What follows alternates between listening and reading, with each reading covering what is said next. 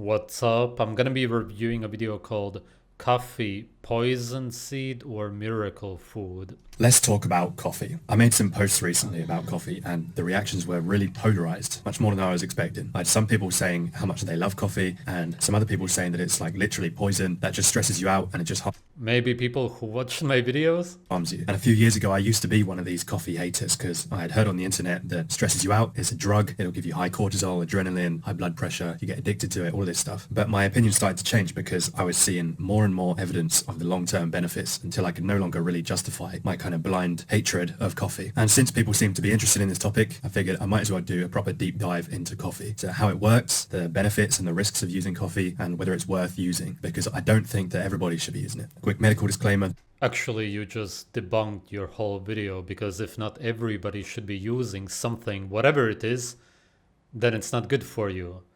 It's as if you give a warning that it's not good for some people. There's no such thing naturally.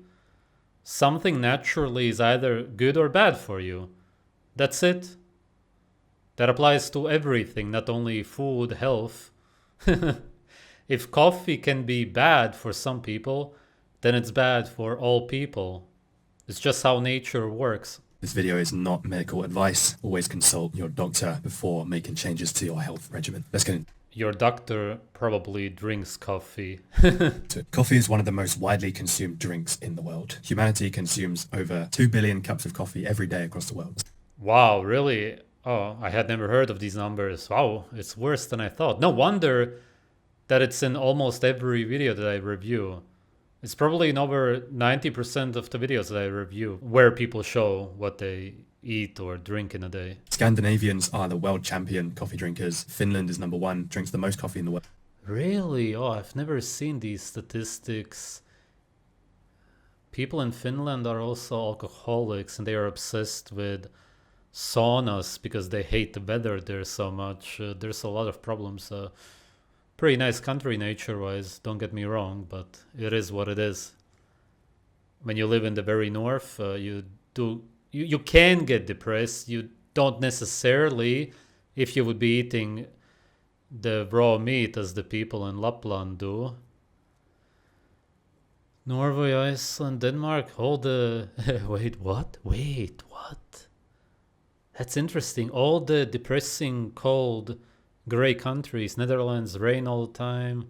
Iceland, just death, a deaf country. Sweden also. Switzerland. Okay, Switzerland. Switzerland is also actually very cold overall because a lot of the places are at a high altitude. Belgium again. Luxembourg, pretty much the same as Belgium. And Canada, cold again. Wait, this is not a coincidence. All the worst countries on earth, that's where they drink coffee. Because they don't get sunlight. It's not as if sunlight alone gives you energy, life force. But still, it's important. You're depressed. You have no energy. You eat garbage food. You drink coffee. All right, this is actually interesting. About 12 kilograms per person per year. You can see the top 10 on screen, mostly Northern Europe and Central Europe. Humans really love coffee. Coffee comes from a big... Humans actually hate coffee. They drink it with sugar and milk usually to cover up the taste of coffee. bean that was originally grown in Ethiopia and it spread... And by the way, then there's just some people who are addicted. We'll talk about that later on. to the Middle East about the 15th century, and that was where coffee was first brewed, and then it spread to the rest of the world. Coffee has... Makes you wonder who thought of brewing the seed water to get the toxic water out of the seeds and then to drink it. Does anybody know? Have you read about it? I wouldn't be surprised if it was a way to torture the prisoners or something, feed them toxic seed water. There's no way that humans just thought of doing that. It must have had something to do with slavery. It must be like that. over 1,000 bioactive compounds in it that can influence human health, like caffeine, of course, antioxidants like chlorogenic acid and diterpenes. Everyone knows about caffeine in coffee. Caffeine works by Theobromine also important to mention. It's neurotoxins, chlorogenic acid. I also talked about in another video about coffee. binding to the adenosine receptor in the brain, blocking the receptor. Adenosine is a neurotransmitter that builds up throughout the day while you're awake, and it creates a kind of sleep pressure and makes you relaxed. When it gets to nighttime and you've been awake about 15 or 16 hours, you've built up a lot of adenosine and you feel that sleep pressure, that strong desire to go to sleep. And caffeine blocks the receptor that this adenosine would normally bind to. You can think of adenosine like a car that wants to get into its designated parking space, but caffeine comes along in front of it and parks in there. Yes, exactly. What happens in the body is that you're just living your life, and all of a sudden, whatever would happen to you, in this case, it's toxic seed water, it is ingested. Of course, there's no such thing in nature. The only way that it would happen is if you eat some kind of green leaves or seeds, which you would never do naturally, which again makes me think this must have been something that they force-fed people back in the day. And then your body, because it's in shock, you're being damaged, it doesn't let you sleep, you're alert of what's going on, I'm being poisoned. That's literally what your body is thinking. And this is what people drink in the morning, every day, or even more times throughout the day. Think about it. That is so crazy that we do that. A natural defense mechanism for you to be awake and to understand the danger has been turned into a normal morning routine. Completely twisted. People are crazy. Taking up the whole space, so adenosine can't get in and it can't do its normal functions. And the result is caffeine blocks the calming and sleep promoting effects of adenosine. So you're very alert, you're very wakeful. And right, you're not comfortable, you're not healthy, you're alert, stressed. That's really what it means. Just use the word stressed. That sums it up. Attentive. That's how caffeine works. Caffeine isn't the only interesting compound in coffee. There are lots of others that actually drive most of the long-term health benefits, mostly antioxidants and polyphenol. That's a lie. The reason people drink coffee is the same reason young adults nowadays play a lot of video games where they fight against other players. It's because they want to hunt. What I'm saying is that you drink coffee because you have no energy. We have all of these things today that we do to replicate or imitate what we would naturally be doing or what we naturally want for ourselves. It's to try to fulfill our desires and a natural so-called need for a human being and every animal is to have energy. And when you wake up and you're tired, which is completely abnormal, then you drink this and it doesn't make you awake. You could say that it makes you alert, I suppose, because you're being poisoned. Yeah, but it's not you being... The word awake is wrong because it's way beyond that. It's a so-called extreme. That's it. That's why we drink coffee. There's all kinds of examples that I have given in my videos over the years. There's something that we naturally want. We do not understand how to get it or cannot get it, and that's why we try to replicate it. That's it. Coffee is just you producing adrenaline. So let's talk about some of the most interesting health benefits and risks of coffee. There have been lots of studies investigating the effects of coffee, 22,000 results for coffee on PubMed and 40,000 for caffeine. Some studies have... Yeah, because they want to sell it to you. There's a lot of money behind the studies. That's it. They just make a lot of associations and correlations. Do an actual study and show what happens in the body when you drink the toxic seed water. And that's it. The whole industry falls apart when people would actually see how bad it is for you. That's why they do these correlation studies, because it means nothing. Found strong benefits and others have found potential risks of using coffee and caffeine. So some of the well-established benefits: coffee reduces all-cause mortality by 16%. That Yeah, of course. Because that makes sense. means the risk of death from any cause is 16% lower, and cardiovascular mortality is reduced by 21%. You have a lower risk of type 2 diabetes. Yeah, that's super cool. You know that I could make the same kind of study saying that if you wear brown shoes, that your risk for dying from heart disease is reduced by 30%. Because if I would take people who wear brown shoes for the study and they have less of a problem, then I could come out with a study and release it saying brown shoes will save your life. Here, buy these brown shoes. That's how these studies work. Is this science? This is as far away from science as you can get. Total joke. Disease and stroke, which are some of the biggest killers in the world, so that's very important. It's especially protective against liver conditions. It reduces the risk of... What the fuck are you talking about? You have to filter the toxins through the liver. What? Parkinson's and Alzheimer's disease. It can even lower your risk of developing hypertension, which is high blood pressure. And that might sound surprising considering in the short term, caffeine causes a spike in blood pressure. And moderate caffeine intake improves blood cholesterol levels. And most of these benefits are maximized at about 3 or 4 cups of coffee per day, which is much higher than I would have thought. And these health effects are probably mediated by the antioxidants that are contained in coffee, as well as some other compounds with anti-inflammatory and anti-cancer properties. And even decaf coffee still contains these compounds. So even... This is so problematic because when people watch this, if they are addicted, really nothing is gonna stop them from drinking it anyway, but it just reinforces their beliefs. And if somebody wasn't sure, now they will think, oh, anti-inflammatory, it's literally super inflammatory, obviously, or anti this and that. They would just think, oh, well, then it's good. No proof. There's just nothing. There's nothing behind it, but some people just want to believe what they see on the screen. That's it. It's just some text with no proof behind it. And beyond caffeine, there are lots of benefits, and the caffeine itself is probably not... He's literally showing toxic little seeds, but still talks about the benefits. This is how brainwashed you have to be. You have little toxic seeds in front of you, super bitter, inedible, but you talk about the benefits.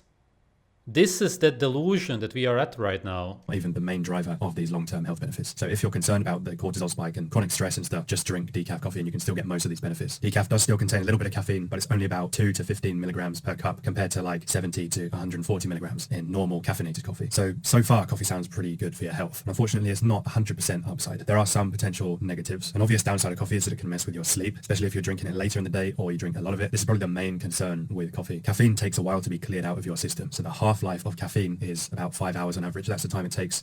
How is that the main concern? What? I've never heard that before. Lots of coffee can cause palpitations or arrhythmias, which obviously isn't good, so go easy with it. You need to experiment with the dose. Digestive issues is another problem. It can definitely irritate the gut for some people. I get this a little bit. It can also cause acid. Again, he says for some people. It's like that for all people because it's toxic seed water. It's bad for your gut for every human. But some people simply have a more damaged gut and that's why they will feel it more. So don't say stupid stuff such as it's bad for some people when it comes to the gut. It's just bad for everybody. But for some people it's worse. That's it. How can something be good for somebody and bad for somebody else? There's no such thing naturally. Reflux for some people, or an upset stomach, especially if you're drinking it on an empty stomach. And it's a well-known laxative. It will make you need to go and take a dump, which can be very useful if you're constipated. And I also find it's useful to get bowel movement in before a run or going to... That's again a sign that it's poisonous. Your body tries to get it out as quickly as possible. Pregnant women are advised to limit their coffee intake because caffeine crosses the placenta and it can affect the... This is another thing that makes no sense. If something is bad for a pregnant woman or a baby, then it's just bad for you, for every human. But because the human being is so small, the human will notice it more. It will damage the smaller being more. But that just proves that it's bad for you in general. Again, it applies to everything. Everything that is bad for a baby, such as salt also, it kills babies, very small amounts. It's just bad for you in general. That's just how nature works. And if it's good for you, it's good for a baby or an adult. It's just nature. How do you not get it? baby, so they shouldn't have more than 200 milligrams a day, which is about 2 cups, or just skip it entirely. There also seems to be an increased risk of bone fracture in women who drink a lot of coffee, possibly because coffee can interfere with calcium absorption, so make sure you are getting plenty of calcium in your diet. Most people are not getting enough. And just going through the comments on my post about coffee, there are a few other concerns. Yeah, but what kind of stupid recommendation is that? Then just stop drinking coffee. That's the logical conclusion. People had, like coffee depleting minerals. It does have a diuretic effect, which means you're going to pee more often when you drink a lot of coffee, and you can lose some water-soluble vitamins like B vitamins and vitamin C, potentially some calcium and magnesium due to this effect. And if you drink coffee at the same time as a meal, it can inhibit the absorption of some minerals like iron from your food. So if you're worried about this, you can enhance iron absorption by eating it with food. Wait, what? He recommends eating liver and chocolate? That's funny, because the reason people eat chocolate today, especially children, is because they crave liver so much, because it tastes so similar. But besides that, chocolate also has caffeine. It's also made from these toxic seeds, cacao beans. Oh my god, how much can you contradict yourself, man? This is really stupid. That contain vitamin C and copper during your meals, and you might want to drink your... Also, by the way, that's the whole reason why adults are addicted to coffee today. It's because they start off eating chocolate as children. The addiction is real. Coffee like an hour before your meals instead of with the meals in order to allow normal mineral absorption. And you need to make sure that your diet is rich in vitamins and minerals to make up for any depletion, especially if you're drinking a lot of coffee. Nutrient-dense diet. He showed oysters, but the most nutrient-rich foods are organs. You had the liver before, but it's just kind of typical recommendations. I have a super in-depth nutrition guide that gives the best sources for every vitamin and mineral, the most bioavailable. That's stupid. You don't need that. Simply eat organs and you will be super nourished. There's no need to look at specific micronutrients. It's unnatural to do that. Caffeine does stimulate the adrenal glands to make cortisol and adrenaline. Over time, if you drink coffee regularly, you become less sensitive to this spike. It's kind of blunted, but coffee could lead to chronically elevated cortisol if you're having over 400 milligrams a day, which is about 4 cups, or if you're already stressed and underslept. Yeah, it causes chronic stress and it can cause adrenal fatigue. It's when your adrenals had enough of the abuse. Coffee also decreases brain blood flow. It's a vasoconstrictor. It blocks the usual vasodilating effects of adenosine, and this includes in the brain. There's something like a 20 to 30% reduction in blood flow. And really, you could have just made a YouTube short. You show this, prove that coffee is bad for you, and that's it. 10-15 second video. And what else do you need? Even if it did have benefits, which it doesn't, if that's what it does to you, then it's over. A discussion closed. Why would you drink that? Come on, man. Your brain is already then not really functioning. In the brain after you have 200 milligrams of caffeine, and this lasts for about 4 to 6 hours. Again, people who drink coffee regularly develop a tolerance to this, so the vasoconstriction effect is weakened over time, and reduced blood flow to the brain sounds very concerning, but this generally isn't considered to be a problem for most healthy people, and coffee seems to improve brain health. There's some evidence that it's protective against dementia, and we all... Right. How? You drink toxic seed water? And it helps you with your brain, which you literally just said that it doesn't. But it somehow helps you with dementia. How? It just gives some kind of reasoning. You know that it enhances cognitive performance and focus despite reduced blood. Yeah, focus, the alertness.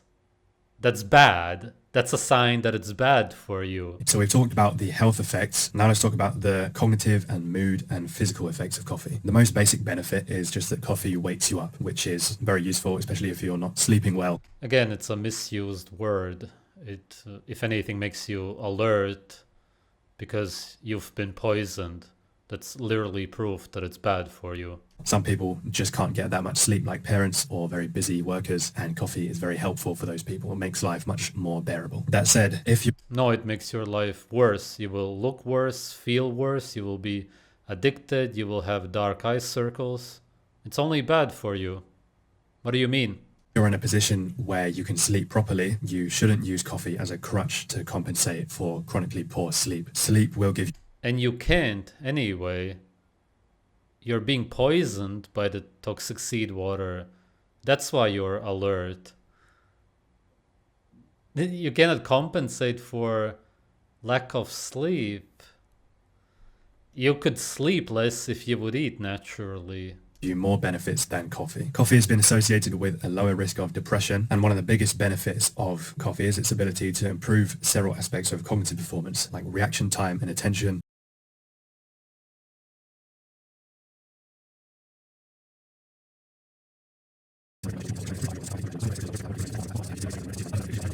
Coffee can increase anxiety, especially at higher doses, and people who are anxious are usually advised to cut down on their coffee intake. It's not a good idea to be drinking like 3 or 4 cups a day if you're an anxious person. Of course, it can cause sleep disruption if you have too much or too late in the day, and the downstream effects of that are pretty bad, like worse cognitive performance, worse physical performance, irritability, and so on. So coffee isn't for everyone. Some people do very well using caffeine, and some people should probably avoid it entirely. A bit more on that later. A big concern that coffee critics have is the addiction that people develop to coffee, and it is true that you develop a physical dependence on coffee. If you're a habitual coffee drinker and you stop all of a sudden, you're probably going to experience withdrawal symptoms pretty quickly. Things like headaches, tiredness, irritability, brain fog. The symptoms...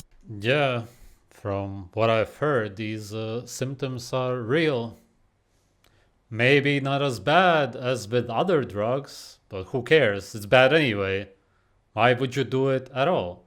Because you have no energy, like I said. Are not dangerous, thankfully, but they can be uncomfortable, and they show that you did have a physiological dependency on caffeine. Coffee can also be habit forming, so people start to psychologically crave coffee and the feeling that it gives them. Coffee interacts with the brain's reward pathways, indirectly increasing dopamine signaling, and this can lead to compulsive drinking of coffee. Some people can feel like they need coffee to function normally, and it can be pretty hard to quit, although definitely easier than other addictive substances like nicotine or more hard drugs. So it sounds pretty bad, but it's not classified as an addictive substance in the classic sense, and the reason for that is you almost never see compulsive, totally out of control coffee use, to the extent that someone will ruin their life just to obtain coffee, or they lose the ability to function in society without it. And that is something that you do see in other drugs like heroin, or even something as normalized as alcohol. Most coffee drinkers can quit reasonably easily if they want to, with some discomfort for sure. And the withdrawal symptoms don't endanger your physical health like some of the drugs where you can die from withdrawals. The withdrawals from coffee are just unpleasant. Maybe you cannot die, but from what I've heard, the withdrawal symptoms are pretty bad still.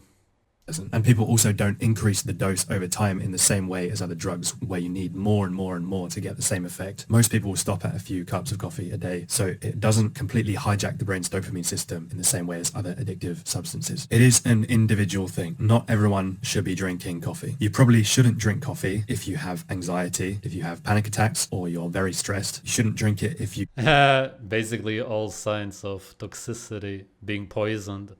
You sleep poorly, because it can make that worse. If you're a slow caffeine metabolizer, you probably shouldn't have a lot of coffee. In your case, you're probably going to feel jittery or anxious even from just a single cup. If you have high blood pressure or heart palpitations, you need to be careful about coffee. If you're a pregnant woman, you should probably avoid it. And if you have gut issues or acid reflux, again, you have to consider limiting your dose. Don't go crazy on your coffee intake. But coffee can be very useful for you if you're a generally healthy adult who needs a cognitive or physical boost. If you have... Yeah, exactly. If you're healthy, then you won't feel it as much, but it will still be bad for you.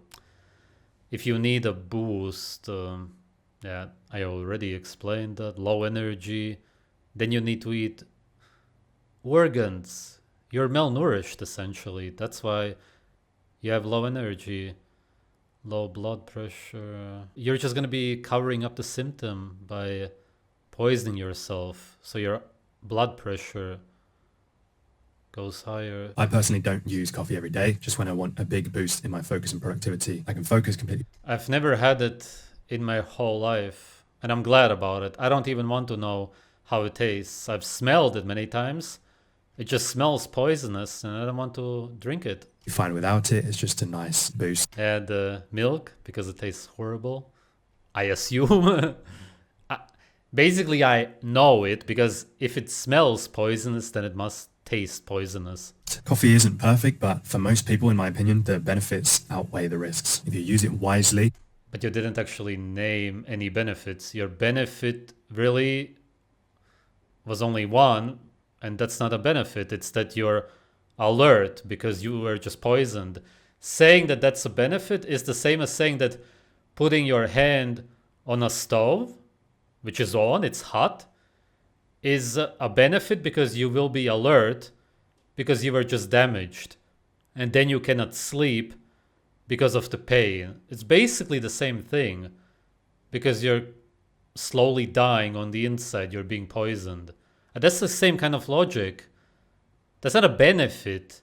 Being poisoned with many doses of cyanide is not beneficial because you're alert afterwards and cannot sleep, or you don't have enough energy, so you produce a lot of stress hormones because your body is alert because of the damage. Do you not understand how stupid that sounds? It can be a very useful tool for your focus, your performance, and even your health. Give the video a Your health? What are you talking about? Oh my god. Give this video what? like if you enjoyed. No, dislike a million times. I already explained it before, but I want you to clearly understand why people drink coffee today.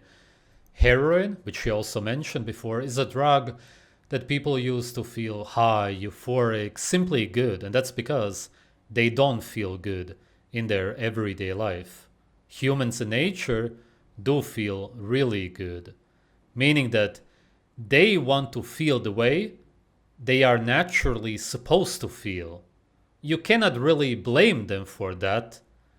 They do not understand how to feel that way. Of course, I also don't know, but based on the interviews that I've seen, they seem to feel really good in the moment. And then, of course, it completely goes down because it's a fake sort of euphoria. It's also probably true that the withdrawal symptoms are a lot worse than it is with coffee. But that doesn't mean, of course, that coffee is good. It's just not as bad. That doesn't make it good. The point that I'm making is that the same way as it is with testosterone, men nowadays feel like they don't have high enough testosterone, especially when they are young, they want to do this and that. They, of course, end up using some kind of drugs. It's the same thing as the heroin and the coffee. All of the three are actually done for the same reason. It's because you don't eat naturally. You don't drink blood. You don't eat raw liver, heart, spleen, brain, and so on. If you do, you feel euphoric. I never knew this up until I started eating raw meat. Then I understood how humans feel in their everyday life in nature as long as they have food. If they are successful in nature, let's just say. There's no need for anything else. You couldn't even feel any better than that. There's no drug or anything that could make you feel that way. And of course, there's no downside to it. It's not as if you feel euphoric and then you feel horrible. No, it's just your everyday life. You know it if you know it. And then when it comes to testosterone, you will have the perfect natural amounts of testosterone that you're supposed to have. Again, no need for anything external. And when it comes to your energy, and that's why I talked about coffee, you will have the perfect amount of energy. It's what you naturally need. That's why people drink coffee. They don't have it. They wake up in the morning. I wake up like this. I'm awake. Okay, this is how I wake up, literally. Again, if you know it, you know it. You only know from experience. I can talk about it. You won't get it until you know it. You won't know how happy you feel, how manly you feel because of the testosterone, and how much energy you have up until you have it. And then you know. And then you have no need for anything else. But how are you going to know if nobody talks about it? Who even talks about this besides me? In real life or on the internet? It's just me, essentially. Because you need to know it. Only then you can spread the message. There are other people out there. I'm sure that there are smaller channels who kind of talk about it. But that's it. That's why people drink toxic seed water. They have no energy. They want to be alert, awake. They poison themselves to be awake. Oh, I'm poisoned. Great. Now I can do my slave activities while I'm poisoned. And then it wears off. You completely crash because you were just poisoned. That's what's going on. Fucking wake up for real. Thanks for watching, guys.